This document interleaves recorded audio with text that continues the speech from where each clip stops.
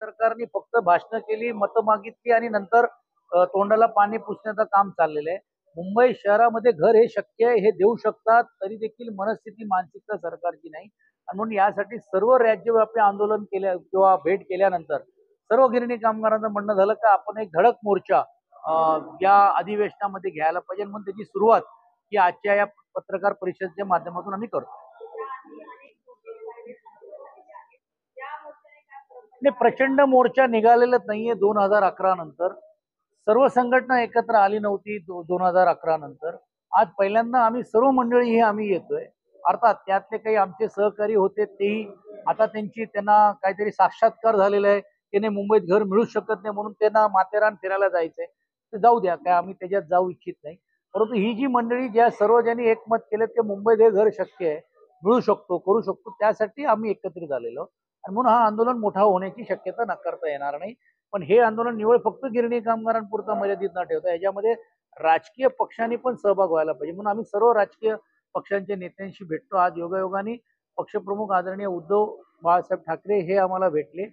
नजीकच्या काळामध्ये आम्ही सर्व महाविकास आघाडी आणि वेळ प्रसंगी महायुतीच्याही लोकांना आम्ही भेटू की बाबा या विषयावरती आम्हाला पाठिंबा द्या. नाही, या अगोदर कधीच आम्ही बोललो नाही, कारण प्रत्येक जण राजकीय वैचारिक किंवा विचारांनी वेगवेगळे तो आहे, तो अधिकार आहे आणि आम्ही ह्याच्यात राजकारण अजिबात आणू इच्छित नाही आणि आम्ही कुणी ह्याच्यामध्ये नाही, कारण हा निस्वार्थी रीतीने आम्हाला हा लढा उभारायचा आहे, कामगारांच्या हितासाठी लढायचा आहे. आणि एका बाजूला ज्यावेळी मराठी भाषेच्या बद्दल एवढी आपण ओरड करतोय किंवा वस्तुस्थितीला बघून लोकांच्या मनामध्ये भावना आहे, त्याचीच भूमिका आणि प्रतिबिंब जर याच महाराष्ट्राच्या संयुक्त चळवळीमध्ये जो गिरणी कामगारांनी जो मराठी माणसाने लढा दिला, तो मराठी माणसाला परत मुंबईमध्ये आणण्यासाठी जो स्वप्न आम्ही पाहतोय, त्यासाठी सर्वच राजकीय पक्षांनी आम्हाला साथ द्यावी अशी आमची विनंती. आमचं तर म्हणणं आहे भारतीय जनता पार्टीने पण आम्हाला या विषयावरती साथ द्यावी. नाही, सरकार घोषणा करतायत. मागच्या वेळी बोललो घोषणा हा देणार, कुठे देणार, कसे देणार माहित नाही. आता उपमुख्यमंत्र्यांनी बैठक घेतली, जरा सांगितलं 15 दिवसात अहवाल आणा. ते 15 दिवस अहवाल गेला, हवेमध्ये गेला आणि त्याच्यानंतर एक बैठक नाही. आणि तिकडे म्हाडाच्या लोकांनी डायरेक्ट ऍप चालू करून घेऊन हे आम्हाला मान्य आहे की नाही मान्य आहे असं म्हणून घेऊन डायरेक्ट लोकांना सॉफ्टवेअरवरती सोडून दिलं. म्हणजे धमकवलं जातोय. 2024चा GRA घ्यायचं तर घ्या, नाही तर तुमचा अधिकार आम्ही काढून टाकू. कोण तुम्ही? कोणी अधिकार दिलं? या अगोदरच्या शासनाने कायदा केलेला आहे या गिरणी कामगारांना घर द्यावं. तो कायद्याच्या आधारावरती आम्ही लढतोय. हा, त्यावेळी आम्हाला सांगितलं की नाही तुम्हाला मिळणारच नाही, काय नाही, आम्ही आशात नाही राहिलो असतो. का तुम्ही आमच्याकडनं फॉर्म भरून घेतले? मग 1,40,000 लोकांकडनं फॉर्म घेतले, आता 1,40,000ची संख्या 80वर आली आहे. असं असताना बगल द्यायचं आणि कुठेतरी आम्ही देऊन टाकलेत आणि तेही प्रायव्हेट बिल्डरकडनं. तो कोण चड्डा आहे मला माहित नाही आणि कोण कोणाच्या जवळ आहे ह्याचं संशोधन केलं पाहिजे. तो चड्डा म्हाडाच्या कार्यालयात बसून घेऊन फॉर्म वाटतोय. 1,000 2,000 हजार रुपये वसूल केले जातात गिरणी कामगारांकडनं. काही काही ठिकाणी 5,000 रुपयाची मागणी केली जाते.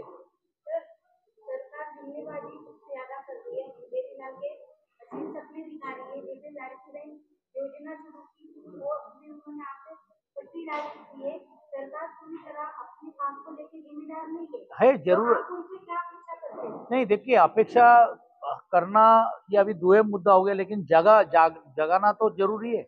और मुंबई में नहीं, महाराष्ट्र में 80,000 लोग है गिरनी कामगार, और उससे ज्यादा जो 82 के पहले के जो ऐसे 1.5 लाख से ज्यादा लोग हैं। मैं बोलता हूं कि अगर आपको हमारी जरूरत नहीं थी, क्यों आपने एक विधायक भारतीय जनता पार्टी के विधायक के अध्यक्षता में कमेटी की? क्यों आपने उनके दौरे महाराष्ट्र भर में लगाए? क्यों आपने लोगों को संगठित किया?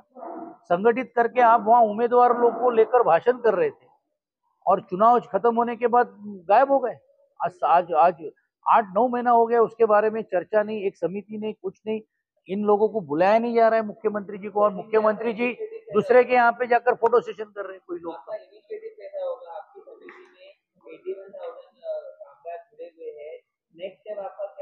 नेक्स्ट स्टेप यलगार मोर्चा। यलगार मोर्चा हम कैसे स्टार्ट कर सकते हैं घर का काम? हम तो सरकार से मांग कर सकते हैं, सरकार को कह सकते हैं। और इसके पहले जब सरकारी थी, हमने सब लोग ने साथ में मिलकर एकत्रित करके सरकार को कहा, और सरकार ने पहले 15,000 घर मुंबई में बना के दिए ना। हम वही कह रहे हैं, उसके ही तरह से कैसे बन सकती है। सॉल्ट प्लांट लैंड के बारे में धारावी में जमीनें मिल रही है उनके बारे में।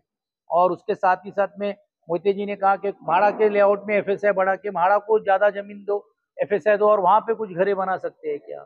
बीडी चाल में जैसे अभी वहां पे घरे उपलब्ध होने वाले, वहां दे सकते हैं क्या। देने की मनस्थिति हो सकती है तो सब जगह हो सकती है। चालिया जो मिल काम, और साथ ही साथ में एनटीसी के 150 एकड़ से ज्यादा जमीन मुंबई में आज भी है। उसमें से भी कुछ अगर 25-30% लेके अधिक एफएसआई देंगे तो यहाँ पे भी 50% लोगों को तो घर वो यहाँ ही बना के दे सकते हैं। लेकिन ये देने की मनस्थिति और मानसिकता।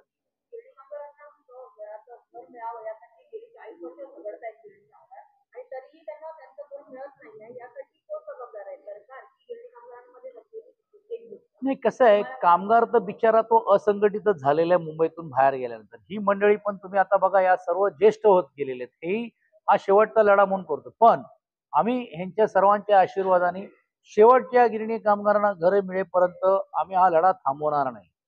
कमी होईल शक्ती, वाटेल कुठे नाही होते नसेल, आम्ही बघू, सरकारकडे विनंती करू, मागणी करू, एल्गार करू, तर नाही झालं, सरकारच बदलायची वेळ आली तर देखील कामगार ठरवल्यानंतर मग ज्या विचाराने येईल त्यावेळी आम्ही करू।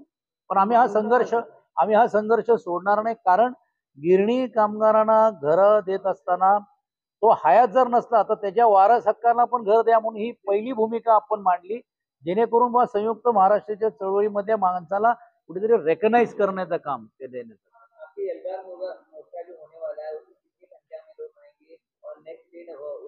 अभी हम संख्या बताते नहीं है, नहीं तो पुलिस वाले परवानगी नहीं देंगे। अभी हमने पुलिस से परवानगी मांगी है, और हमने जैसे कहा कि ये सिर्फ गिरणी कामगारों का नहीं, लेकिन साथ ही साथ में सभी राजकीय दल भी इसमें साथ में आना चाहिए। इसके लिए बाकी सब दलों के प्रमुखों से भी बात हम करने वाले। 29 तारीख को कांग्रेस, राष्ट्रवादी कांग्रेस पार्टी के नेताओं का भी वक्त हमने लिया है, उनसे भी हम मिलने वाले। बाद में अगले हफ्ते में मन से उनका भी वक्त लेंगे। और मैंने जैसे कहा कि हम बीजेपी के भी अध्यक्ष को जाकर मिलेंगे कि वो उन्होंने भी हमारे इस विषय को पाठिंबा देना चाहिए। हम वो ये नहीं करके दिलाए। धन्यवाद, बहुत बहुत।